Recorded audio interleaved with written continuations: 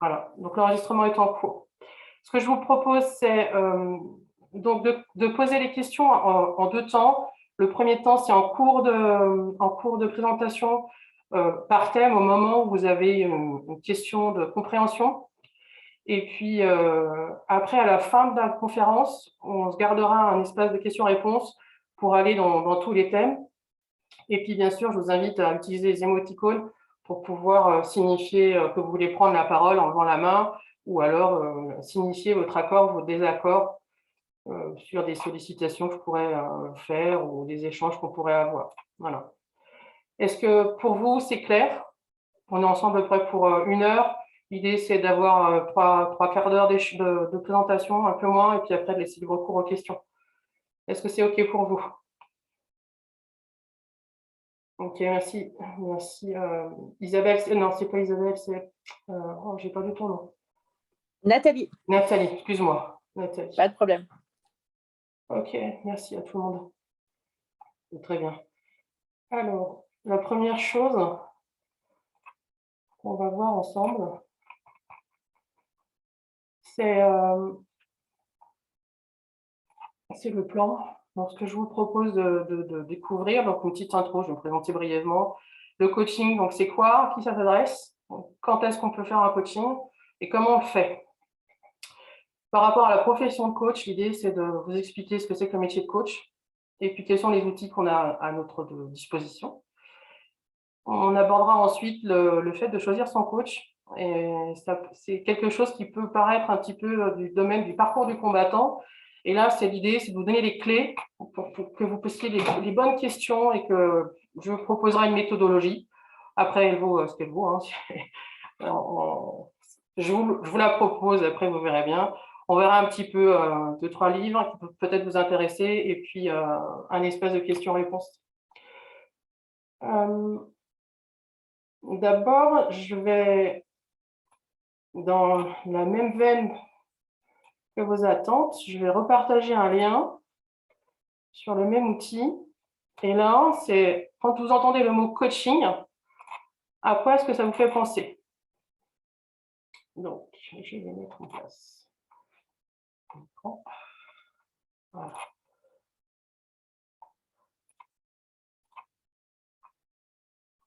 Voilà.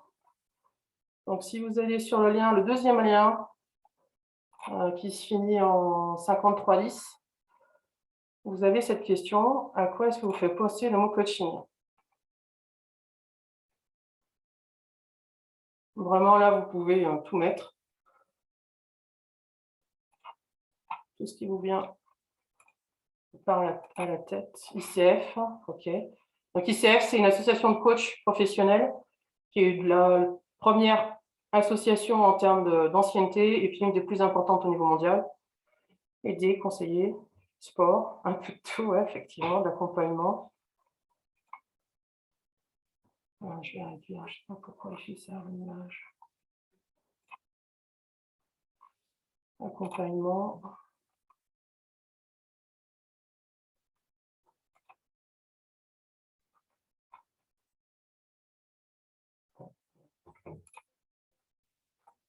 Ok, bien. Donc effectivement, le coaching, c'est un mot qui recouvre plusieurs réalités. On a parlé j'ai vu le mot sport, j'ai vu le conseil, j'ai vu l'aide. Il y avait un peu tout, il y avait l'ICF. Donc voilà un peu, on peut même y voir certaines fois des coachings pour perdre du poids ou pour arrêter de fumer. On peut aussi trouver des gens qui nous parlent de développement personnel. On peut aussi bien en parler en termes d'accompagnement individuel ou d'accompagnement collectif, plus pour l'entreprise ou plus pour les particuliers. Tout ça, toutes ces images-là sont des images qui peuvent s'accrocher, se rapprocher du coaching.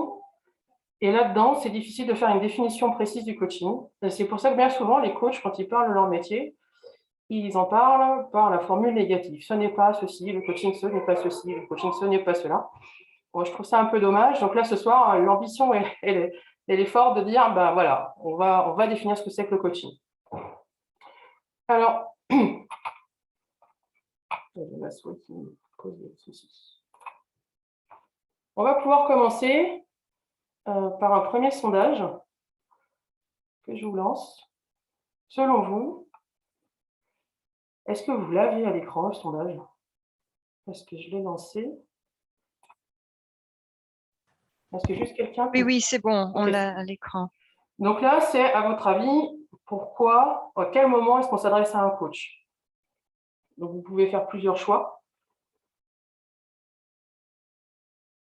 Ok.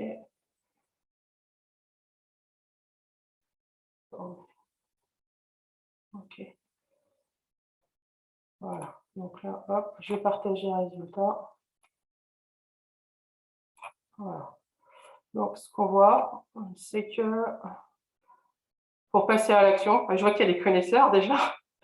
Ok, c'est ça, effectivement, c'est une des finalités du coaching, passer à l'action. Ensuite, pour mieux se connaître, alors c'est un des effets qu'on va avoir en étant coaché. Pour autant, c'est peut-être pas, ça dépend ce qu'on met pour mieux se connaître. Si c'est apprendre qui on est, quelles sont nos motivations, nos valeurs, nos besoins, oui. Si c'est plus comprendre comment on fonctionne, et notamment, je pense à des choses du passé, à la manière d'intégrer des traumas, là, c'est pas du coaching, c'est plus de la psychothérapie. Pour avoir un conseil, alors là, c'est pareil, ça dépend de ce qu'on met derrière le mot conseil.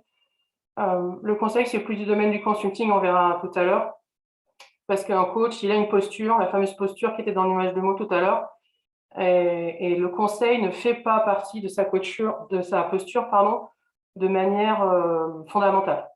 Pour développer une compétence particulière, effectivement, le coaching permet de développer des compétences particulières.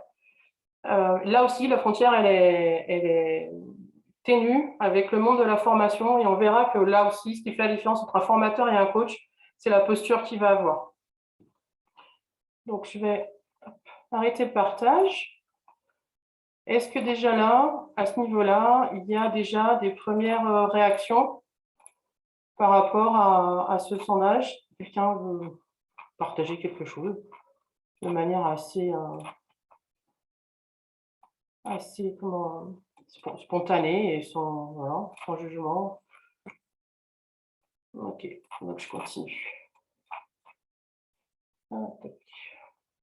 Donc,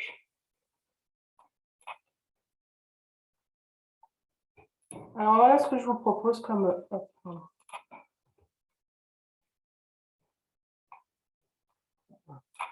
Ce que je vous propose comme première métaphore par rapport au coaching, hein, c'est cette image.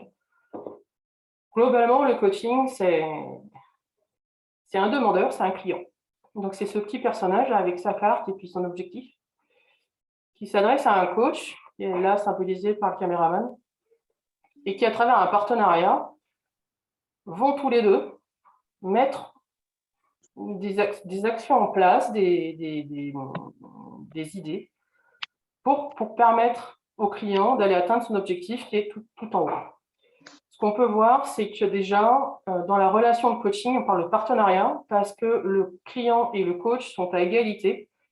Le coach n'est pas un sachant. Le coach n'est pas là pour former son client. Le coach est là pour écouter son client. Et c'est aussi pour ça que dans cette métaphore, cette image, on voit qu'il y a beaucoup plus de vues du côté du client que du coach. C'est important.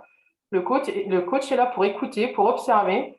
Il est là aussi, c'est un peu le but de cette caméra, pour regarder, observer son client et lui renvoyer cette image qu'il a du client dans la situation que le client lui expose, afin que le client, en ayant accès à cette image de lui, qui soit neutre et bienveillante, puisse décider de changer certaines choses, de modifier certains comportements. Et comme ça, on va avancer tout au long du coaching. Et tous ces panneaux qu'on voit, c'est des étapes, c'est des questionnements que peut avoir le client et sur lesquels, dans ces moments-là, le coach va, on va dire, éclairer autour du client tous les choix qui s'offrent à lui en incitant, en invitant son client à réfléchir et à peut-être tester d'autres choses différemment. Donc, c'est vraiment cet accompagnement, c'est vraiment quelque chose dans lequel la relation de confiance et la relation, on parle de co-responsabilité, c'est vraiment à deux. Un partenariat, c'est à deux. En fait, il n'y en a pas un qui tire l'autre. C'est ensemble, on est co-responsable de ce qui se passe dans le processus de coaching et ensemble, on amène le client vers son objectif à travers cette mise en mouvement. Voilà. Donc, c'est aussi un mot que vous avez donné sur comment s'adresser pour se mettre en action. Effectivement, la quintessence du métier de coach, c'est de pouvoir aider, accompagner ses clients à se mettre en action vers un objectif qu'il n'arrive pas à atteindre tout seul. Ensuite, je regarde le chat pour voir si... Okay. Ensuite, on va regarder à qui peut s'adresser le coaching. Donc, le coaching peut s'adresser aussi bien à des entrepreneurs, à des salariés, à des individus, à des groupes, à des retraités, à des étudiants, à des adolescents en recherche d'orientation professionnelle, à des gens en transition de vie, que ce soit subi ou choisi. Je pense notamment à des gens qui accompagnent dans tout ce qui est accident de la vie. Ça peut être des collectifs à l'intérieur des entreprises, à l'intérieur des équipes, à travers des groupes, des associations, des administrations publiques. Enfin, en termes de public, ça s'adresse absolument à tout le monde, que ce soit de manière individuelle et collective. Je dirais que la seule limite, c'est qu'il faut que la personne soit en capacité de pouvoir raisonner. Donc, par exemple, un enfant de 6, 7 ans, ou 10 ans, ou 12 ans, qui n'a pas encore formé sa personnalité, le coacher, ce serait un non-sens, en fait. Mais on peut considérer qu'à partir de 15, 16 ans, 14 ans, suivant la maturité, suivant ce qu'on veut accompagner, c'est possible. D'ailleurs, il y a des coachs qui sont spécialisés dans le coaching scolaire pour accompagner, des jeunes ados ou des jeunes adultes à travers leur parcours pro. Dites-moi si vous avez des questions, si ça va trop vite. Je regarde le chat. OK. Alors, en termes de coaching individuel, il y a deux grands types de coaching individuel, coaching collectif. En termes de coaching individuel, voilà à peu près les thèmes sur lesquels on peut aller. Donc, tout ce qui est lié à l'orientation, que ce soit orientation de vie, orientation professionnelle, tout ce qui est lié à la délégation, quand on est en position de leader et qu'on veut améliorer sa délégation, tout ce qui est lié à l'animation, la performance aussi, l'équilibre entre la vie privée et la vie pro, et puis tout ce qui est s'adapter aux évolutions de l'environnement. Les transitions subies, ça en fait partie, par exemple. Le stress, la prise de parole en public, reprendre confiance en soi, au contraire, ou alors lâcher prise, être dans l'accueil de ce qui se passe. En fait, je dirais qu'il n'y a pas tellement de limites au coaching individuel en termes de thèmes. À partir du moment où c'est un objectif qui est un objectif à atteindre et qui ne relève pas d'une pathologie. Voilà. Mais donc, c'est très, très rare. Enfin, moi, ça ne m'est jamais arrivé de retrouver quelqu'un qui était pas du tout en phase avec un objectif qui n'était pas du tout coachable, en fait. Après, ça peut nous arriver de renvoyer nos clients vers un psychologue ou un psychothérapeute ou un médecin pour des points particuliers sur certaines choses. Mais ça m'est encore jamais arrivé de me retrouver quelqu'un qui venait. Voilà, après, ça peut arriver. En coaching collectif, il y a deux grandes familles. Il y a ce qu'on appelle le coaching. Alors, ça, c'est le coaching de groupe et le coaching d'équipe. Ces deux grandes notions sont importantes, notamment au Canada, qui est quand même le pays d'où nous vient le coaching. Donc, le groupe, c'est quoi? Le groupe, c'est un collectif comme vous, comme nous. On ne se connaît pas, on n'a pas de relation hiérarchique. Par contre, on a un sujet en commun. Donc, on peut, en s'appuyant sur l'intelligence collective, animer, coacher des groupes pour aller atteindre une meilleure performance sur un projet, je pense notamment au groupe de Codev, sur des objectifs à atteindre, sur des partages de...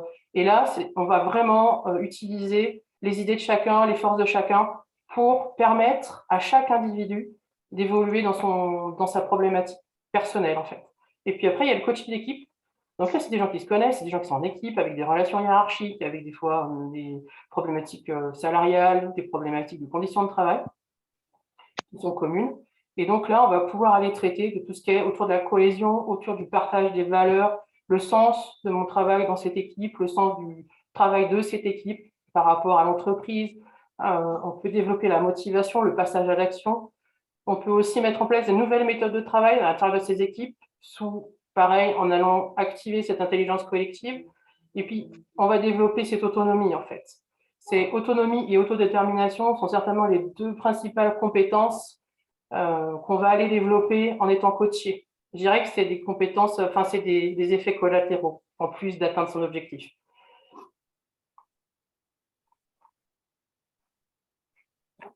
Voilà. Je regarde le chat. OK. Alors, concernant le processus, donc le processus, il y a un début, il y a un cheminement, il y a une fin. Ce qui veut dire qu'à un moment donné, au tout début, quand vous avez le premier contact avec votre coach, il va contractualiser avec vous quel est l'objectif que vous voulez atteindre. Alors, c'est un contrat verbal ou écrit, mais il va y avoir cet engagement autour de où est-ce qu'on va ensemble, où est-ce que vous voulez aller. Et puis, on va aussi fixer ce qu'on appelle les critères d'atteinte. Donc, comment est-ce que le client va évaluer la réussite, l'atteinte de son objectif. On va aussi fixer le nombre de sessions. On va parler de cette relation de coaching pour vraiment que ça parte sur des bonnes bases. Et puis, on va mettre toutes les conditions logistiques, hein, bien sûr. Et puis, un point qui est important quand on exerce un coaching professionnel, c'est tout ce qui est lié au respect du traitement des données et puis les recours à la médiation ou au comité de déontologie dont peut dépendre le coach. Voilà. Donc, il y a ce contrat, il y a cette phase contrat, avant même la première séance. Et puis, alors, bipartite, tripartite, c'est entre moi et mon client. Et tripartite, c'est quand mon client est une entreprise et qui demande à faire coacher, par exemple, un de ses managers. Voilà, là, c'est un contrat qu'on va faire à trois, mais dès le départ, on se met d'accord à trois sur ce que c'est que l'objectif et comment on va s'y prendre en termes de logistique, de séance, de session, etc. Ensuite, à chaque session, parce qu'on va rentrer dans un processus réitératif qui va se répéter, dans chaque session, on va faire le bilan de où on en est, enfin de où en est le client, de qu'est-ce qu'il a envie de développer dans cette séance-là en termes de compétences, en termes d'apprentissage. Quel est son objectif? On va dire objectif étape, qu'il le rapproche de son objectif final. Comment est-ce qu'il va savoir qu'il l'a atteint? On part sur les critères, on va remettre le cadrage sur la co-responsabilité. Et puis là, on va explorer la situation du client. On va lui proposer un questionnement qui sera toujours un questionnement ouvert, donc de type comment, par exemple, comment est-ce que tu peux dire ça, sur quel fait tu te bases pour dire ça, ou quelle est la situation, quels sont les interlocuteurs. Et puis, on va favoriser ce qu'on appelle les prises de conscience, donc des ouvertures, parce qu'on a chacun notre vision des choses, un peu à travers une lorgnette. Et l'idée du coaching, c'est de venir éclater cette lorgnette pour que le client puisse se tourner vers d'autres visions, mais sur sa réflexion propre. C'est aussi l'occasion pour le client d'apprendre de nouvelles choses, peut-être d'utiliser autrement ses compétences, ces nouvelles choses. Et à la fin de séance, il va prendre l'engagement sur les actions qu'il va mettre en place jusqu'à la séance d'après. Donc, il y a ce temps d'intercession là. En séance, le coach est garant du processus. Il est là pour fixer le cadre et permettre cet espace de liberté au client. Et dans l'espace intercession, là, le client est en autonomie. Donc, il est autonome, responsable. Et là, il va se mettre en action. Et là, les changements vont commencer à se mettre en place. Et puis, il va acquérir de l'expérience. Ce qui fait qu'à l'étape, à la session d'après, comme on va recommencer par alors comment comment s'est déroulée cette intercession, qu'est-ce qui s'est passé depuis ce temps que je ne t'ai pas vu. Il va faire son petit bilan, il va expliquer où est-ce qu'il a pu bien mettre en place ses actions, ou au contraire, j'ai bloqué, mais je ne sais pas pourquoi je peux pas mettre cette action, j'ai envie de travailler sur quel est le frein là-dessus. Et c'est bien le client qui, de séance en interséance, fait son cheminement. Le coach, lui, il garantit ce processus-là dans la séance, il prend en compte ce qui s'est passé entre les séances et toujours, il est vigilant à est-ce que nous sommes toujours alignés par rapport à l'objectif. Un autre point important en séance, c'est mine de rien, c'est de capitaliser et c'est de mettre en avant les pas faits par notre client. parce qu'on est dans une culture souvent Un café, s'il te plaît. où on voit beaucoup les difficultés et pas les petits pas qui sont en fait des grandes victoires. Donc, il y a aussi cet œil-là du coach sur son client pour maintenir cette motivation et pour maintenir cette mise en mouvement. Et puis, il arrive un moment où cette mise en action, cette mise en mouvement, cette autonomie est complète. Et donc là, c'est la fin de l'accompagnement. Alors, est-ce qu'il arrive avant la fin du contrat ou après la fin du contrat? C'est aussi de la compétence, enfin de la responsabilité du coach que de s'assurer. Par exemple, admettons qu'on contractualise pour 5 séances, et bien à 3 séances, je vais commencer avec mon client à savoir où est-ce qu'il en est de son objectif, comment est-ce qu'il pense avoir avancé vers son objectif. Est-ce que son objectif, c'est toujours celui qu'on avait verbalisé ou qu'on avait contractualisé au départ? Et là, on affine et on peut très bien envisager qu'un client, à la troisième séance, me dise écoute, moi, Flo, je suis à mon objectif, je suis bien, je suis à l'aise, je suis autonome.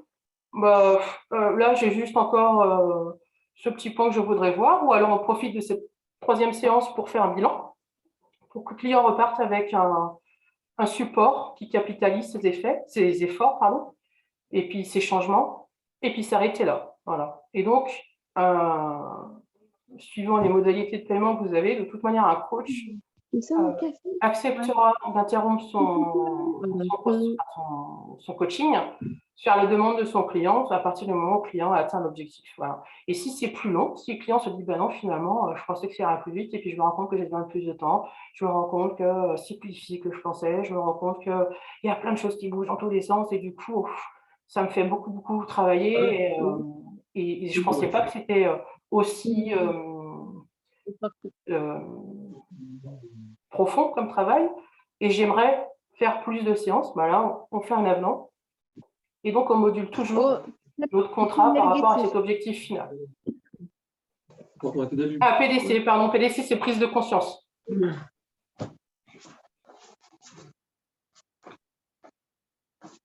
Est-ce que le leader, coaching d'équipe, est-ce que le leader fait partie du coaching ou seulement l'équipe sans chef? Un coaching d'équipe, le chef, enfin le leader, fait partie de l'équipe. Un leader fait partie de l'équipe. C'est bien ce qu'on va chercher en coaching d'équipe, c'est bien aller travailler sur le fonctionnement interne de l'équipe, dont le leader, qui lui a un double positionnement, puisqu'il est à la fois leader de son équipe et qui, bien souvent, appartient à une autre équipe, qui est l'équipe de management au niveau au-dessus. Mais oui. Par rapport à ça, le coaching d'équipe avec le leader, un point qu'on peut aborder là, c'est qu'un coach responsable, professionnel, refusera d'avoir en même temps un coaching d'équipe et de coacher en individuel son manager. Parce que là, on rentre dans un conflit d'intérêts et c'est pas professionnel que de coacher les deux en même temps. Donc, des fois, vous pouvez avoir des coachs qui, alors, faut pas le prendre mal, qui vont vous dire, OK, je coach l'équipe, très bien, pas de problème. Par contre, coacher son leader, je peux pas. Je suis en conflit d'intérêts, donc je vous conseille tel ou tel confrère. C'est faire preuve de responsabilité pour un coach que de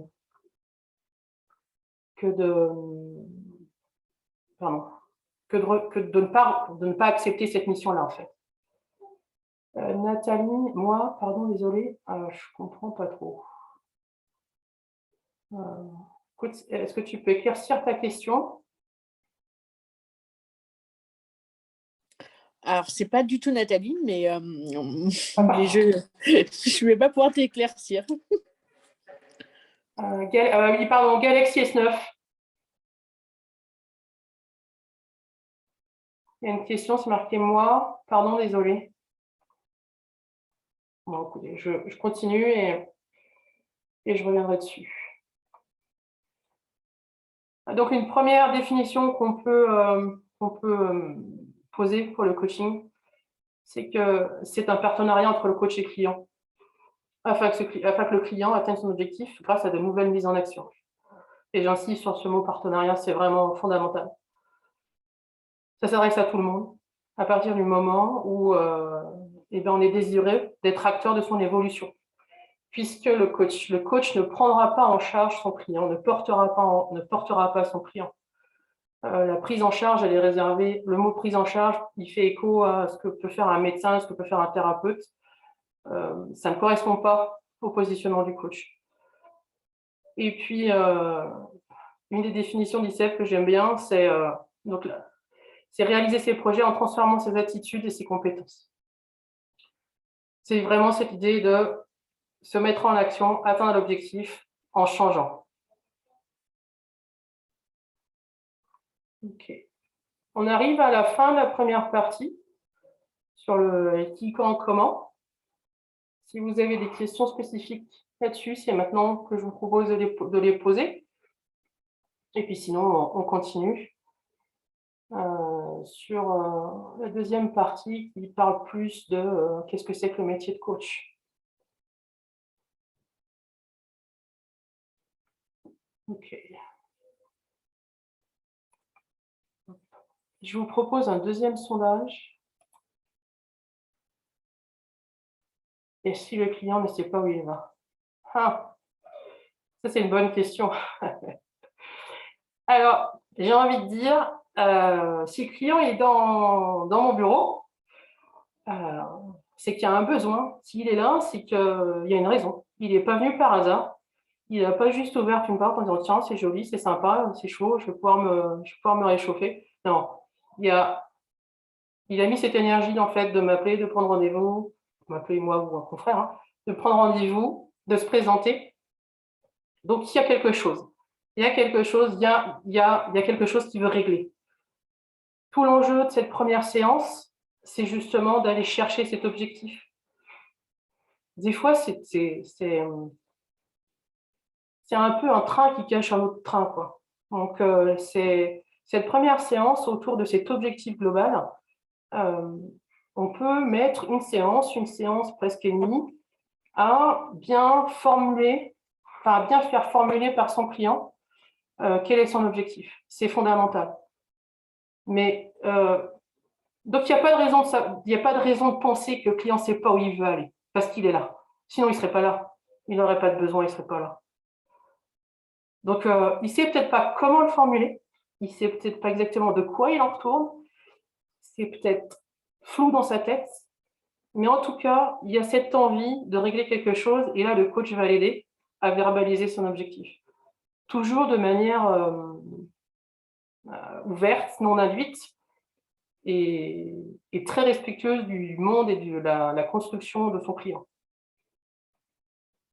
Voilà, j'espère que j'ai répondu à la question.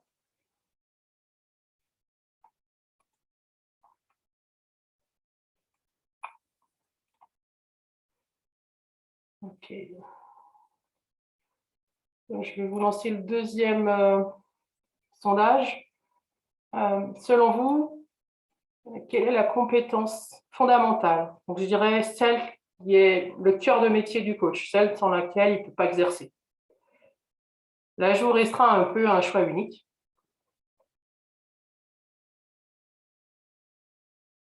Donc, selon vous, quelle est la compétence fondamentale du coach? Être un expert du sujet pour lequel son client vient le voir, poser des questions ouvertes à son client pour ouvrir le champ des possibles, être un expert dans l'exploration du passé de son client, être un guide pour son client.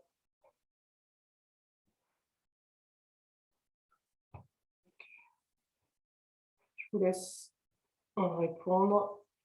Je vais regarder.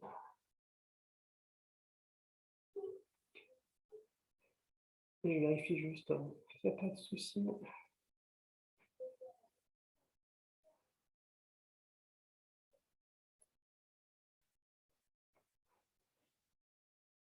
Hop, je vais partager les résultats. Est-ce que vous voyez les résultats? Je pense que oui. On va faire ça comme ça, Pierre. Donc, vous êtes une majorité à avoir répondu que sa première compétence était de poser des questions ouvertes. Effectivement, c'est celle-ci. Être un guide pour son client. Alors, je dirais un guide, qu'est-ce qu'on met derrière? Est-ce que c'est le guide de montagne qui connaît la trace et qui emmène son client derrière lui? Alors, si c'est ça que vous avez dans l'idée, c'est non. Si c'est le guide qui est à côté, si je reprends cette image du guide de haute montagne, un client décide d'aller faire l'aiguille du Midi et il a envie d'aller tester telle voie ou telle voie. Et en fait, il fait appel à un guide, non pas pour choisir la voie, mais juste pour sécuriser, pour être juste là, pour le conforter dans ses choix. Alors oui, là, on peut considérer que, voilà. Et puis, être un expert dans l'exploration du passé du client, non. Ça, c'est vraiment de la dominante de la profession de psychologue, psychiatre, psychothérapeute. Et être expert du sujet sur lequel le client vient, non, parce que là, on est vraiment sur des métiers d'expertise et de consulting. OK. Ouais, c'est bien, je vois que j'ai affaire à des gens très, très affûtés sur le sujet. OK. Donc, on va aller voir un petit peu ce coach. Qu'est-ce qui fait son cœur de métier? Donc, on a cette fameuse posture coach, qui est peut-être une notion un peu abstraite comme ça, et qui regroupe tout plein de dimensions. Là, ce que je vous propose, c'est ma sensibilité, c'est ma couleur à moi de coach, et qui est quand même partagée pour le nombre de mes confrères. Donc, je dirais que la première chose, c'est une déontologie. Un coach professionnel qui fait son métier avec rigueur a une déontologie et une éthique. Il doit être en mesure de pouvoir vous expliquer où sont ses limites, où sont les limites du coaching et ce qui est faisable ou pas en coaching. Là-dedans, on va aussi retrouver tout ce qui est le fait de refuser les conflits d'intérêts, le fait, par exemple, certains codes de déontologie demandent au coach de citer systématiquement toutes leurs sources. Voilà. Donc, il y a cette déontologie et cette éthique.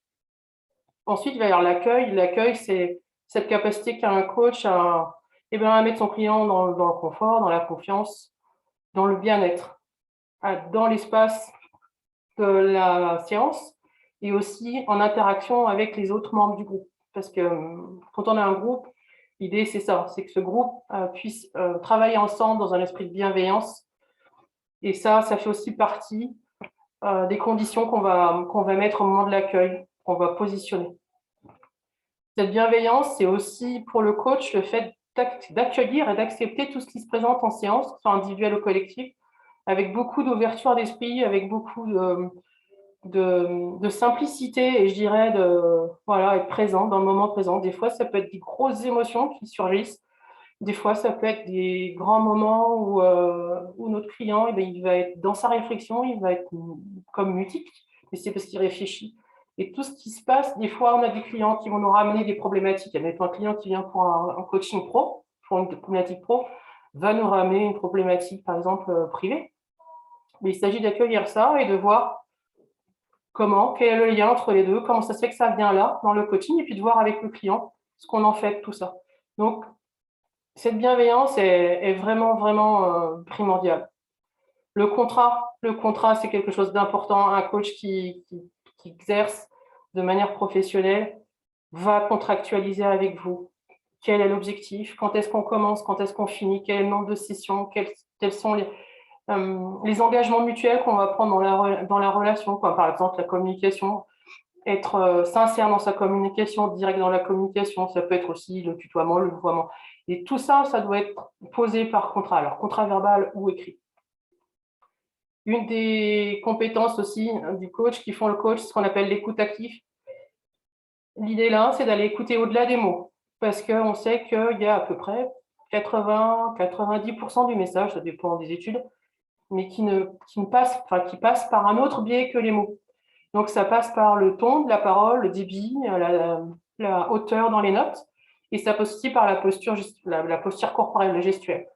L'écoute active du coach, elle est sur tous ces créneaux. Donc, un coach va observer très finement son client. Un coach qui vous coach et qui regarde ailleurs, il y a un problème. Il va capter, il y a un problème. Il y a quelque chose qui est du domaine il manque une compétence fondamentale. Là. Parce qu'un client qui travaille, un client qui réfléchit par des micro-gestes, par des micro-mouvements, en fait, on va pouvoir peut-être aller détecter une émotion, travailler dessus, etc. Donc, cette écoute active, elle est très, très importante. Mais une autre compétence, c'est refléter le reflet, proposer le reflet, c'est l'histoire de cette caméra-là. On va observer notre client et puis on va lui proposer l'image qu'on voit, toujours avec beaucoup de bienveillance et de douceur. Et Et bien souvent, le fait de tendre, moi, mes clients m'ont déjà dit, tu fais miroir. Et oui, oui, je fais miroir. Ça permet à mon client de se voir. Et c'est un peu comme si en famille, pardon, en famille, si vous vous amusez à filmer un repas de famille ou un repas avec vos enfants ou un événement familial et que vous le repassez, alors vous dites, waouh, il s'est passé ça, et là, le comportement que j'ai eu, etc. Et ça permet de prendre conscience et de changer des choses. Dans la posture du coach, on va aller chercher aussi à faire prendre, à mettre en avant les apprentissages et les prises de conscience de notre client. Souvent, notre client, il apprend des choses, il réalise des choses, il fait des choses différemment et il ne s'en rend pas forcément compte. Donc, dans cette posture coach, il y a ça. Il y a le fait d'aller mettre en avant ses compétences nouvelles ou ses compétences dirigées différemment ou ses apprentissages ou waouh, là, c'est une prise de conscience, waouh, c'est fort. On s'arrête dessus, on prend le temps de le vivre avec notre client. Et c'est ce qui fait que tout ça ensemble va venir alimenter la croissance du client. On est bien sur la croissance du client. Le travail du coach est entièrement tourné vers la croissance du client. Un processus de coaching, bien sûr qu'il y a des dynamiques personnelles qui font que des fois, il y a des moments peut-être un peu plus délicats ou difficiles, mais globalement, notre client, un des critères que moi j'ai quand j'accompagne un client, c'est d'être vigilant en fait que mon client continue à avancer, même si c'est un tout petit pas. C'est pas important, mais qu'il continue à avancer et qu'il soit dans cette croissance continue. Voilà pour la posture du coach. Vous avez affaire à des futurs coachs. Oui, j'ai l'impression, effectivement. Le non-verbal, oui, non, pardon. Le non-verbal et le paraverbal, oui. Combien faut-il faire d'études pour devenir coach? Je note la question. Nombre d'études pour être coach. Et je répondrai plus tard. Parce qu'on va l'aborder, ce sujet-là, sur la formation du coach. As-tu déjà été confronté à un client qui attend la solution du coach même après la contractualisation? Oui, oui, oui, ça arrive. C'est quelque chose qui est, je dirais même, tout à l'heure on parlait des a priori. Un des a priori qu'on a beaucoup, c'est, alors quand on entend coach, c'est souvent coaching sportif. Et après, c'est souvent, oui, bon, bah, je ne vais pas aller voir un psy, mais je vais aller voir un coach. Parce que psy, ça me fait un peu peur, c'est pour les fous, moi je ne suis pas fou, je ne suis pas folle, donc je vais aller voir un coach. Donc oui, il y a des gens qui viennent sur un coaching pour être portés par son coach. Tout l'art du coach à ce moment-là, eh ben, c'est de poser ce cadre en toute transparence et après de laisser le choix à son client. À savoir, ok, voilà, moi je t'ai expliqué en tant que coach ce que je pouvais faire, donc je peux t'accompagner, mais je ne peux pas te prendre en charge. Est-ce que tu penses qu'un accompagnement, c'est suffisant pour t'amener à ton objectif? Ou si vraiment tu as un besoin de prise en charge, alors je ne suis pas la bonne personne. Alors c'est peut-être un médecin, c'est peut-être un thérapeute, c'est peut-être un psychologue, un psychiatre, c'est peut-être, voilà, en fonction de la problématique. Mais en général, je réfléchis, mais en général, dans la majorité des cas, en fait, les gens disent bah ouais, bingo, je vais essayer, quoi. Je vais essayer. Je vais y aller, ça me plaît. Parce que en général, ouais. Et puis ça fait partie du processus de reposer le cadre pour la part du coach. Parce que des fois, c'est pareil, hein, on est tous pareils. Hein. Il y a des moments où on a envie de se reposer un peu. Donc, on peut avoir quelqu'un qui, en cours de processus, est moins actif et demande à être peut-être plus pris en charge. Et là, c'est ma responsabilité de coach que de dire à la personne, OK, là, tu as peut-être moins envie d'agir, tu as peut-être envie de te reposer, de te poser, mais en fait, qu'est-ce que tu pourrais faire dans l'état d'énergie que tu as là, dans le contexte actuel? Qu'est-ce que tu pourrais quand même faire, toi? avec ta problématique. C'est aussi ça, être dans la bienveillance et dans l'accueil. C'est accepter que de temps en temps, il y a des moments un peu, pas morts, mais où ça se pose comme ça, où ça ralentit, parce que le client a besoin de ce temps pour se poser. Mais c'est intéressant à ce moment-là de peut-être faire prendre conscience à son client que justement, il a besoin de se poser, il faut qu'il se repose pour pouvoir partir plus fort le coup d'après. Voilà, donc ouais, ça arrive souvent, mais c'est surtout dû à une méconnaissance du coaching en général. Et quand on l'explique, les gens partent dedans. Et puis ensuite, il y a ce deuxième aspect, quand le processus est long, qu'on est sur des problématiques qui vont bousculer profondément les gens, comme par exemple une reconversion professionnelle ou une transition de vie, il y a des moments où la personne est un peu moins active, mais pour autant, elle a toujours, c'est elle qui a le lead, c'est pas le coach. Voilà. J'espère que c'est clair. Si besoin, il ne faut pas hésiter à me faire repréciser. OK. Parmi les outils, parce que dans les coachs, on parle souvent d'outils. Alors, j'ai pris cette métaphore de la peinture. Chaque coach, on est un peu un peintre. C'est-à-dire que, OK, on a eu notre formation et on partage ces modèles théoriques là pour apprendre à dessiner une main, très bien. N'empêche qu'on a tous notre toucher, notre couleur de palette et on a tous des préférences. L'art du coach, ça va être d'aller aider ou accompagner son client en fonction de ses besoins. Et il va un petit peu aller prendre un petit bout d'outil à cet endroit-là, un petit peu là, toujours adapter l'outil à son client. Les coachs sont friands des outils, pas tant pour avoir une solution à tous les problèmes, que pour avoir des moyens à proposer à leurs clients pour pouvoir s'adapter. Donc là, ce que je vous ai mis, c'est plusieurs grandes familles. L'approche ludique, c'est tous ces coachings qui ont comme appui, comme base, le jeu. Donc des jeux de coopération, des jeux de plateau, du Lego, des constructions en Lego, où là, on va aller chercher à faire émerger des choses à travers le jeu. Derrière les approches cognitives, c'est tout ce qui va venir interpeller le client dans sa réflexion. Donc, ça va être le questionnement, ça va être l'intelligence collective, ça va être du co-développement. Qu'est-ce qu'on peut encore mettre là-dedans? Des exercices de réflexion sur les valeurs, les besoins, ce genre de choses. Les approches psychocorporelles, là, elles allient les deux. Elles allient à la fois l'aspect cognitif et l'aspect gestuel. Je pense notamment à des techniques d'art-thérapie où on va aller chercher à travers le dessin à faire surgir des prises de conscience, des idées. Ça peut être aussi, là c'est plus des outils de PNL, du positionnement, c'est-à-dire faire changer notre client en parlant de position dans, par exemple là, dans mes bureaux, j'ai trois fauteuils, un pour moi, un pour mon client et un autre. L'idée, c'est de dire à mon client, OK, là, tu me parles d'une problématique par rapport à ton chef, OK, donc là, tu es dans ta position à toi, et le fauteuil là, c'est le fauteuil de ton chef.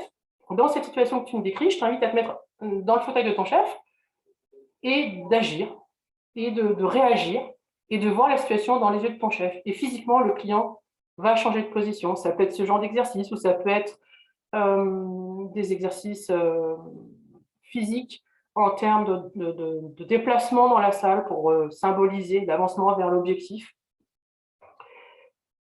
Il y en a tant d'autres.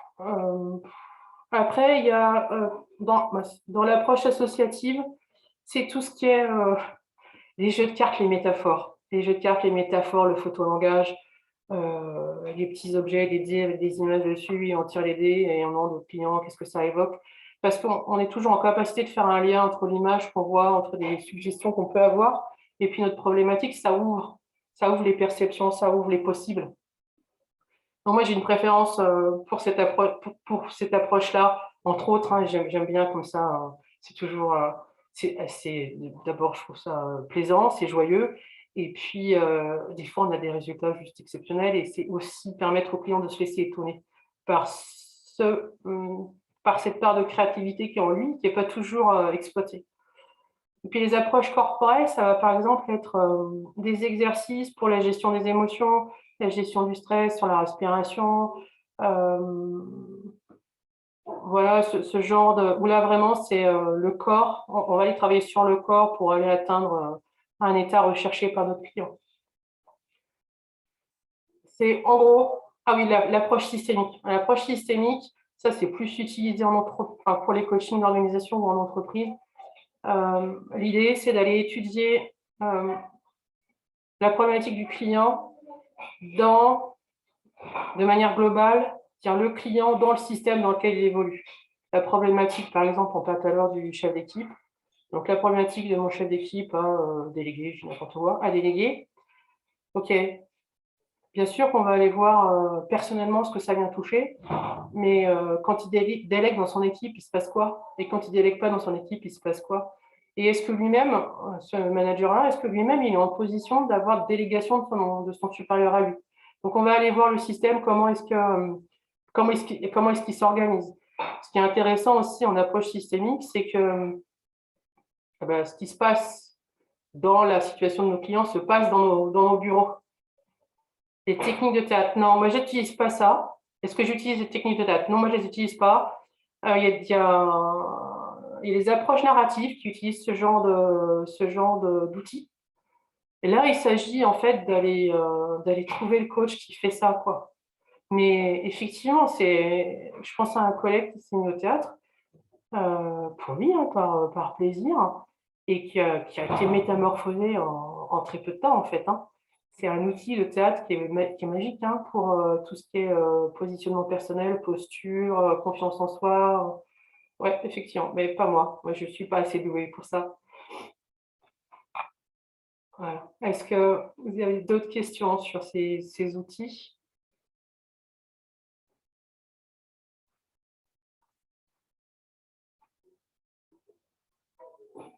Ok. Et je vais vous proposer un troisième sondage pour introduire le sujet suivant qui est sur la réglementation en fait. Donc d'après vous, est-ce que le coaching est une profession réglementée au sens légal de la loi?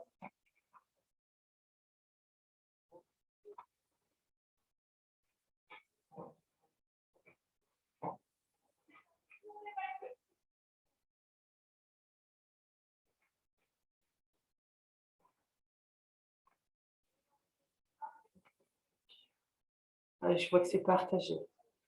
Bon. C'est partagé, ok. Hop, je partagé le résultat, voilà, hein, grosso modo 50-50. C'est pas étonnant. Effectivement, le contexte réglementaire ou le référentiel autour du coaching est assez flou. En tout cas, il n'est pas démocratisé. Donc là, c'est de partie un petit peu indigeste, je suis désolée. Au départ, il y a 3 grandes associations, donc l'ICF qui est la première au niveau mondial et qui a des antennes aussi dans pratiquement enfin vraiment une majorité de pays. Le MCC qui est aussi une association de coachs professionnels mais au niveau européen. Et la Société française de coaching, qui là est une association professionnelle au niveau français, qui au milieu des années 90 se sont questionnés sur OK, c'est quoi être un professionnel du coaching? C'est quoi qu'on attend comme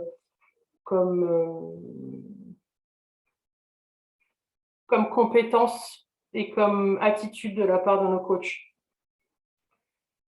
Donc, ils se sont mis ensemble pour commencer à poser les bases de tout ce qui est code de déontologie, professionnalisation, comment est-ce qu'on reconnaît les professionnels de notre métier de coach.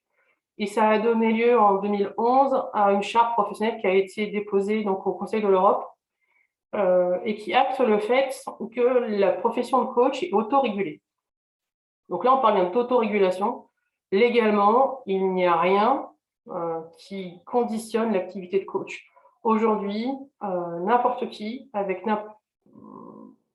n'importe qui peut s'installer coach. Voilà. Il n'y a pas de prérequis légaux pour être coach. Contrairement à un psychologue, contrairement à un médecin, contrairement à un psychiatre, Et contrairement à un psychothérapeute, qui sont des professions réglementées, légalement protégées et qui exigent d'avoir une formation minimale reconnue par l'État pour pouvoir prétendre à ces titres-là. Là, le coach, c'est pas ça. Coach, c'est ensemble, les professionnels du coaching se réunissent et régulent les activités des coachs. En France, parce qu'en France, on aime bien tout ce qui est procédural. En France, ça a donné lieu à ce qu'on appelle les accords de Bologne pour inscrire dans le recueil national des compétences professionnelles le coaching. Alors, ce qu'il faut savoir concernant le RNCP, entre au RNCP des formations qui permettent de développer, des compétences professionnelles et deux, qui ont une employabilité sur le territoire français. Donc, on peut imaginer qu'une profession saturée ne puisse pas rentrer à la formation qui formerait je vais dire n'importe quoi, un vieux métier, vanneur, du n'importe quoi. Vanneur, c'est un vieux métier, il y a très peu d'employabilité là-dessus, pourtant il y a des compétences pro, ça ne remplirait pas le critère d'employabilité, ça pourrait être très compliqué pour une école qui enseignerait la vannerie de rentrer au RNCP. Ce qu'il faut savoir, c'est que le RNCP, c'est un titre qui est délivré à la formation, et donc les coachs, les personnes qui suivent ces formations-là, sont certifiés RNCP gratis pour la maîtrise, 5, en dessous, etc. Mais que ça n'a de valeur que sur le territoire français, en fait. Côté associations professionnelles, les associations professionnelles, donc là, j'en ai mis 5, mais en fait, il y en a 7 aujourd'hui, qui se sont regroupées pour créer le syndicat interprofessionnel des métiers de l'accompagnement et du coaching et de la supervision. Et aujourd'hui, c'est récent, c'est avril 2021, aujourd'hui, le CIMAX délivre et organisme certificateur des formations inscrites au RNCP. Donc aujourd'hui, quand un coach vous dit « je suis coach certifié RNCP », coach professionnel, parce que là, c'est la notion de coach professionnel, donc je suis coach professionnel, vous pouvez lui demander quelle est ses certifications et quel est son diplôme et quelle est sa position au RNCP. Et là, un coach professionnel qui serait transparent et qui n'aurait pas, un coach qui est professionnel et qui est transparent et qui n'aurait pas de titre RNCP, devrait peut-être se questionner sur est-ce que je suis toujours en mesure d'afficher coach professionnel. Légalement, rien ne lui interdit, mais si on est sur la déontologie et l'éthique, est-ce que je peux me revendiquer coach professionnel alors que depuis le début de l'année, on a un diplôme qui reconnaît les compétences de coach professionnel, un diplôme, des diplômes, des écoles, voilà. Ça, c'est le référentiel. Donc non, le coaching n'est pas une profession réglementée au titre légal, par contre, elle est régulée, et elle est régulée sous l'impulsion des associations professionnelles. Pour en venir aux études et à la formation des coachs. Alors, une des difficultés, c'est que comme ce coach est certifié ou accrédité, il peut l'être de plusieurs manières. Il peut l'être donc par une formation RNCP, reconnue par le France Compétences. Il peut l'être parce qu'il a adhéré à une association professionnelle et il a soumis sa pratique au jugement de ses pairs et donc il répond dans sa pratique à un certain nombre de compétences, à un certain code de déontologie et sur des critères qui sont établis et accessibles à tous les clients. Et donc là, on va dire qu'on est plutôt sur des coachs, voilà, c'est l'autoroute, quoi. C'est l'autoroute et c'est la belle route, on peut y aller en confiance. Et puis, il y a des coachs qui sont aussi certifiés et aussi accrédités, mais par leur école, en fait. Donc, tout l'enjeu, c'est de savoir l'école de qui elle détient cette certification. Est-ce que c'est une certification propre? C'est-à-dire que moi, je suis organisme de formation, je fais une formation sur la gestion du stress, par exemple, par rapport à des outils que j'utilise. Je ne sais pas, je vais dire l'outil, une méthode, je trouve un nom débile, un nom, tu vois, les outils flow. Je crée une méthode que j'appelle les outils flow et je vais donc me monter organisme de formation je vais délivrer cette formation d'outils flow et à la fin de votre formation, je vais vous délivrer un certificat en fait. Je vais délivrer un certificat comme quoi vous avez bien passé X heures à étudier les outils flow et que vous êtes certifié. Et en fait, la certification, c'est jamais que moi qui vous certifie à un tiers que vous avez fait la formation. Derrière, il n'y a pas de processus d'évaluation de ma pédagogie, de mes objectifs, du contenu, etc., etc. Donc, quand vous avez affaire à un coach certifié ou accrédité, la question c'est oui, mais par qui? Qui a délivré cette certification? Qui a accrédité ce coach?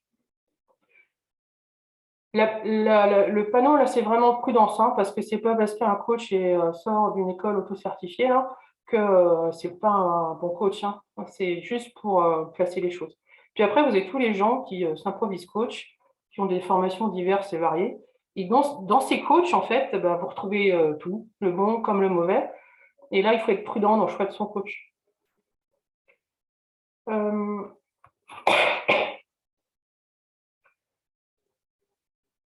D'où ce partage que je vous propose sur comment choisir son coach. C'est 6 petites questions auxquelles doit être en mesure de répondre votre coach, en fait. Quelle est sa déontologie? Quels sont les marqueurs de sa déontologie? Qu'accepte-t-il de traiter comme sujet, de situation, comme par exemple le N+1 et le N? Donc, quels sont son positionnement par rapport à des relations amicales entre lui et son client? Voilà, toutes ces questions-là. Donc, quelle est sa déontologie? Il doit être en mesure aussi de pouvoir vous dire quelle est sa formation de base.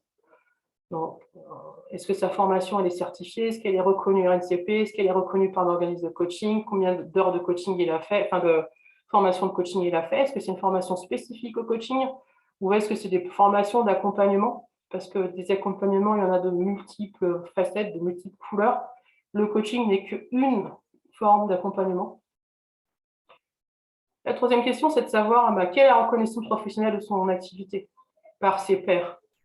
C'est-à-dire que choisir un coach qui est adhérent à une association professionnelle, qui est certifié par une association professionnelle, c'est quand même avoir un coach qui répond à un cahier des charges. Si vous allez sur le MCC, si vous allez sur ICF ou sur la SYMPAC, le SYMPAC, c'est le syndicat des professions d'accompagnement avec le cheval, d'Equicoaching. Ils ont un cahier des charges pour leur coach, en termes de compétences, en termes de posture, en termes de déontologie. Donc là, en tant que client, vous y avez accès à ces informations. Et c'est en ce sens-là que la reconnaissance professionnelle par les pairs est importante. Quel est le contrat? C'est-à-dire qu'un coach qui vous dit « Ok, je vous accompagne » et qui ne vous parle pas de contrat, c'est un peu particulier quand même. À voir, à voir. S'interroger, vous interroger sur sa posture. Est-ce qu'il est en position haute? Est-ce qu'il est en position sachant? Est-ce qu'il parle tout le temps? Parce que voilà, parce qu'il parle tout le temps, c'est un bon indicateur. Ou est-ce qu'au contraire, il ne parle pas beaucoup, mais quand il parle et quand il vous interroge, et là, derrière, waouh, ça vous fait réfléchir et ça vous fait poser à vous maintes et maintes questions et ça vous fait avancer. Est-ce qu'il est dans cette écoute? Est-ce qu'il est attentif à ce qui émerge de vous en termes d'énergie, d'émotion? Est-ce qu'il fait ce travail de reflet? Est-ce qu'il reformule? Est-ce qu'il y a un jugement? Parce qu'un coach qui se pose dans le jugement, qui vous dit ça c'est bien, ça c'est pas bien, pareil, c'est pas la posture coach. Voilà. En tout cas, moi tout ce que je vous partage, c'est à la lecture des grilles des associations pro qui sont la SF Coach, la MCC et l'ICF. Et puis une question fondamentale, c'est ok, est-ce que vous êtes en confiance avec cette personne? Est-ce que vous pouvez parler de tout? Est-ce que vous pouvez échanger, même ce que vous n'avez jamais osé échanger à la meilleure amie ou au meilleur ami? Quand on est dans une relation de partenariat et de confiance avec ce coach, on doit pouvoir échanger tout, même ce qui nous semble tabou, en fait, parce que dans l'espace de la séance avec son coach, il n'y a pas de tabou. Voilà. Donc, c'est 6 questions que je vous propose de garder quelque part en tête, parce que c'est un peu des clés pour choisir votre coach.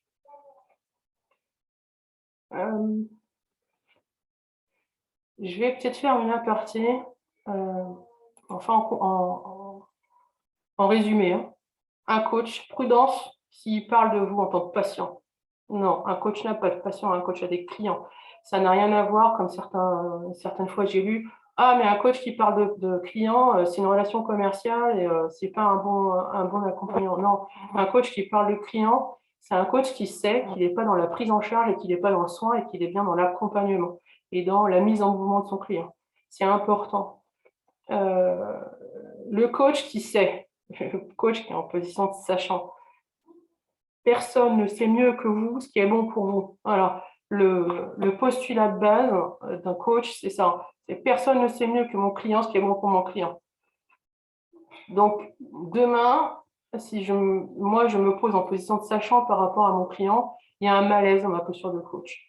Alors, bien sûr que des fois, on va pouvoir faire ce qu'on appelle des entrées, amener des avis ou des informations.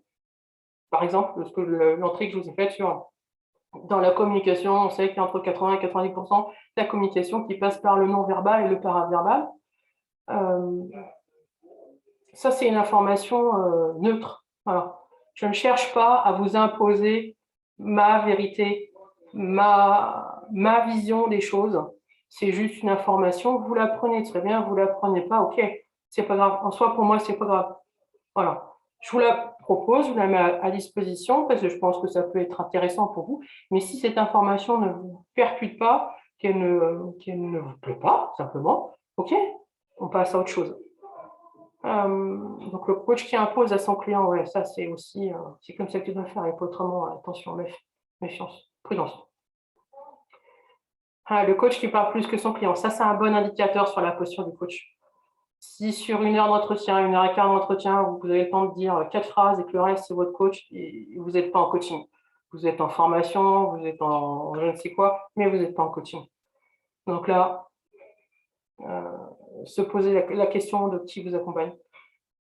Ou qu'est-ce qu'il fait, lui faire repréciser ce qu'il fait. Et quand le coach s'intéresse plus au passé de son client qu'à son avenir. Un coach, il est là pour mettre en mouvement. Donc un coach, il est fixé sur cet objectif, il est fixé dans l'avenir.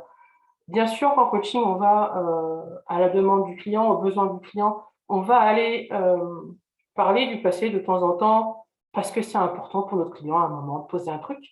Mais on n'est pas dans une démarche volontaire de la part du coach d'aller explorer le passé du client pour comprendre en quoi un truc qui se serait passé dans le passé, dans la petite enfance, par exemple, a généré des freins au présent. Ça, c'est du travail de psychothérapie, c'est du travail de psychologue, c'est du travail de psychiatre. Ce n'est pas du travail de coach. Un coach va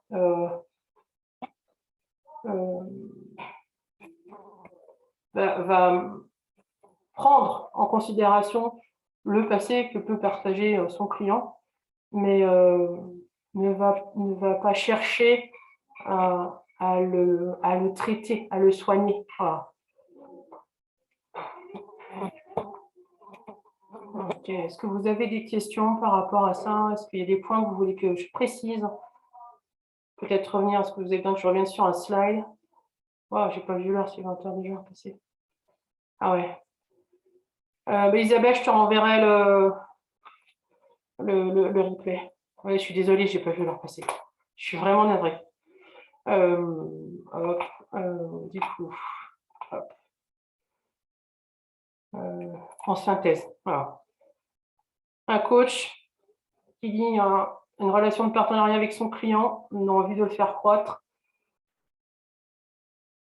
Il assoit ce partenariat autour de la co-responsabilité, l'absence de jugement, la communication directe, l'authenticité des échanges, l'engagement dans le processus de coaching, la confiance. Là, c'est vraiment on va dire quelque part, les valeurs communes qu'il y a dans ce partenariat. Et tout ça pour assurer la croissance du client et lui permettre de faire de nouveaux apprentissages, de développer de nouvelles performances, de nouvelles réalisations, d'aller accéder à sa motivation et, ce faisant, développer l'autonomie du client et l'autodétermination. Dans cette autonomisation, derrière, il y a aussi la responsabilisation du client. Voilà. C'est ça le travail du coaching. C'est ça l'aboutissement de ce partenariat entre le coach et le client. En termes de livres, une des références, celle de John Whitmore, sur ce que c'est le coaching. Construire sa vie d'adulte, c'est un outil d'auto-coaching où on voit plusieurs notions, valeurs, besoins, limites, paradigmes. Enfin, là, ça peut être intéressant pour les gens qui ont envie de travailler sur eux. Les outils pour le collectif, ça, c'est la boîte à coaching. Et puis, un petit livre qui se lit très rapidement et qui pose les fondamentaux sur qu'est-ce que c'est qu'une posture coach et qui cherche à l'utiliser, enfin, qui propose cette question à utiliser dans la vie de tous les jours avec ses collaborateurs, mais pas que. Voilà, c'est plus à destination des managers coach ou des leaders d'équipe qui veulent aller travailler sur ces échanges et ces partenariats et cette notion de j'anime l'équipe pour la faire grandir en autonomie et en responsabilité. Voilà. J'avais des questions sur la professionnalisation, sur les certifications et sur la professionnalisation. Alors, la certification, je vous parle de la certification ICF. Une certification ICF, elle est valable 3 ans. Donc, elle est renouvelable, elle n'est pas automatique. Il faut que le coach certifié, tous les 3 ans, prouve qu'il s'est engagé dans une démarche d'amélioration continue à travers des formations qui sont reconnues par l'ICF, à travers de la supervision. Donc là, c'est de l'échange de sa pratique en séance, échange de sa pratique avec un mentor, enfin un père, et du mentorat. Le mentorat, là, c'est plus de la réflexion sur, OK, le référentiel de compétences, le référentiel ontologique, c'est ça, comment est-ce que moi je le mets en œuvre dans ma pratique de tous les jours. L'examen de certification de l'ICF, il est quand même rigoureux et il est, ça se prépare, hein, parce qu'il faut déjà passer une formation qui est reconnue par l'ICF. Il faut prouver que sa pratique répond aux exigences de l'ICF. Donc là, ça veut dire qu'on va fournir un audio, une séance entière à l'ICF. Il faut qu'on ait nos heures de mentoring, pardon, et il faut qu'on ait répondu à un QCM à hauteur de 70%. Et là, c'est des cas d'école. Souvent, typiquement, votre chef d'équipe dont vous faites un coaching collectif vous demande de le coacher en individuel à titre privé, donc hors travail.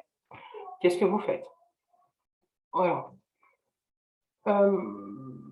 À chaque niveau des certifications ICF correspond un niveau d'expertise et il est acté sur le niveau de formation, sur le nombre d'heures de pratique. Donc, c'est-à-dire qu'un coach ICF vous parlera de garder des informations de contact éventuellement pour que l'ICF puisse vérifier que vous avez bien été coaché, que vous avez bien fait tant d'heures, par exemple. Les heures de pratique et la formation, les critères distinctifs. Voilà. Et bien, écoutez, je vous propose un dernier nuage de mots que je vais partager dans le chat. Voilà.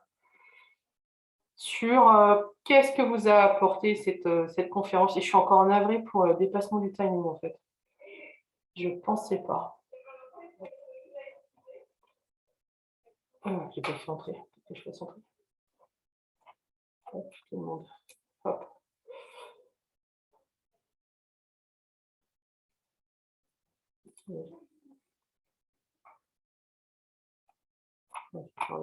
Hop.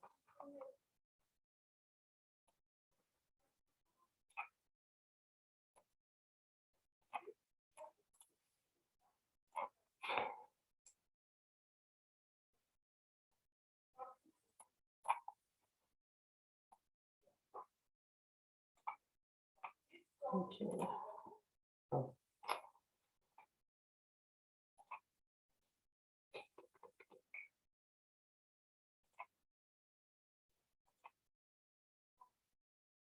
Alors, soit je me suis trompée. Est-ce que vous avez accès au lien?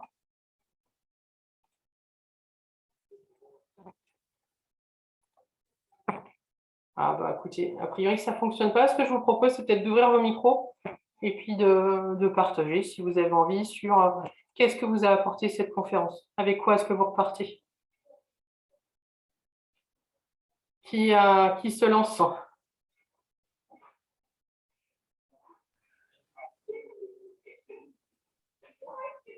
Bah, pour ma part, je vais bien me lancer, hein, donc très intéressant et moi, ça me conforte dans comment dire? Dans mon envie et donc en fait, moi, je suis en pleine réflexion sur une reconversion et le coaching est quelque chose qui m'a toujours, attrayée, qui m'a toujours attirée parce que j'en fais à titre, personnel et ça correspond à mes valeurs donc je me dis que c'est peut-être le moment de se lancer quand même. Voilà. En tout cas, merci à toi et puis, je pense que je te recontacterai. Ok, pas de problème. Pas de problème. Et en termes de reconversion pro, allez, parce qu'on est beaucoup, hein, et souvent les coachs ont une première carrière et puis se reconvertissent. J'attirerai ton attention sur la formation que tu vas choisir, qu'elle te corresponde Oui, personnellement et quelle est cette, peut-être, si ça te parle, cette histoire de groupe de pairs, d'association pro, peut-être oui. d'aller chercher une formation qui est reconnue pour peut-être asseoir ta légitimité. Mais c'est pas obligatoire, hein, c'est vraiment Mmh. voilà, un point à réfléchir en fait. Mais par contre, alors j'en profite pour une dernière question, mais après autrement on le fera en aparté, mais c'est possible de faire cette formation en CPF et dans notre temps à nous, tout en continuant un métier à côté en attendant d'être diplômé? Ouais, ça dépend des écoles en fait, parce que pour être D'accord. validé CPF, et dans la mesure où maintenant il y a le RNCP, Oui, logiquement, une formation inscrite au RNCP doit pouvoir être accessible au CPF. d'accord. Donc là, Merci. voilà, faut prendre le temps. Là. Mmh. Je te remercie. Est-ce que quelqu'un d'autre veut partager ce qu'il a appris, voilà. Ouais, bonsoir Florence, c'est Pierre. Oui, bonsoir Pierre. Moi, j'avais pas d'attente particulière hein, sur cette petite conférence, mais c'est vrai que c'est assez intéressant. Hein, ça permet de démystifier un peu ce qu'est le coaching. Je trouve que c'est très intéressant pour des personnes qui chercheraient à être coachées, mais aussi pour des personnes qui voudraient devenir coach. Hein. C'est vrai que là, je pense que c'est vraiment très bien fait Ok. pour ces pour ces deux types de personnes. Ouais, écoute, Euh, je suis contente parce que l'idée c'était vraiment ça, c'était de démystifier le métier de coach et de permettre à des gens d'avoir une idée précise de ce que c'est, quoi, et de eh oui. sortir des a priori. Et d'éviter aussi de tomber dans les mains alors je ne sais pas s'il y en a beaucoup, mais de charlatans qui pourraient se prétendre coach et qui n'ont C'est pas la déontologie dont tu parlais, ouais, ouais, c'est justement. une des difficultés aujourd'hui. N'importe qui peut se mettre coach. Eh oui, C'est aussi un travail sur lequel œuvrent les associations pro pour un peu, pas protéger, mais réglementer ce terme de coach. Le eh RNCP, c'est une première étape. Le CIMAX, c'en est une autre. Et je pense qu'à terme, au vu de l'engouement des entreprises pour le coaching, j'imagine bien que dans un avenir relativement proche, en fait, on va arriver à quelque chose qui sera un peu comme pour le titre de psychothérapeute, c'est-à-dire tu peux revendiquer le titre de coach à condition d'avoir eu tel type de formation ou tel niveau de formation. Voilà. Je pense que ça ouais, ça va va, aller dans ce sens-là, ouais. ouais, je pense, D'accord. parce qu'il y a un besoin de clarifier ce qu'on fait quand on est coach. Pour le client, aujourd'hui, c'est compliqué. C'est pour ça que je voulais faire cette conf, pour donner des repères. D'accord. Mais je te remercie, Pierre. Donc voilà. Merci à toi, Florence. Hein. À très bientôt. Est-ce que quelqu'un d'autre veut partager quelque chose?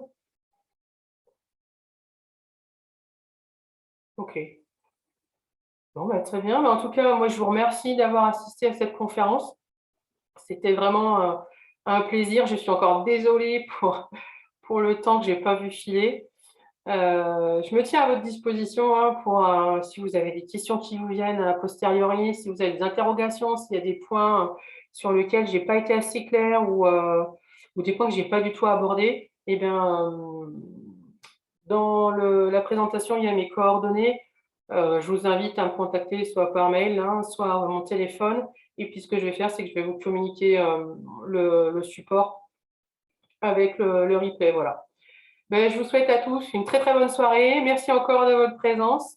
Et puis, que du bon pour vous dans vos démarches et dans l'atteinte de vos objectifs, voilà, que ce soit personnel ou professionnel. Merci beaucoup. Au revoir. Au revoir Florence, à bientôt. Au revoir, à bientôt. On se rappelle pour la suite. Ouais, pas de problème, Pierre. Salut, bonne soirée. Ciao, Pierre.